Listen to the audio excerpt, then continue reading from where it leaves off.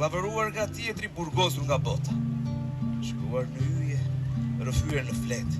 Një mbrëmje veçantë poetike është zhvilluar në Pogradec në kuadër të kalendarit të aktiviteteve. Në mfladin e erës në sheshin e Trëndafilave, artistët dhe të rinjtë e Pogradecit recituan vargje poetik për liqenen, të ndërthurë në tingujt e muzikës dhe instrumentave muzikor. Ne u përpoqëm që të bëni një kombinim shumë të veçantë dhe shumë të bukur të vargut dhe të melodive tona.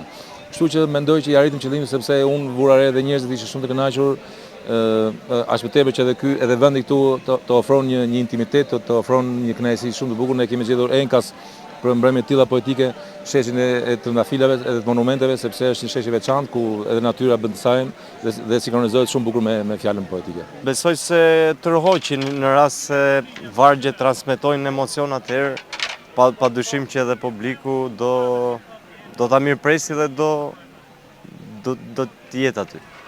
Faktikisht kjo ishte ideja ime. Mua më pëlqen shumë që t'i kthej poezitë në këngë. Ka qenë një periudhë që unë jam marrë faktikisht me të bërit këtë gjë.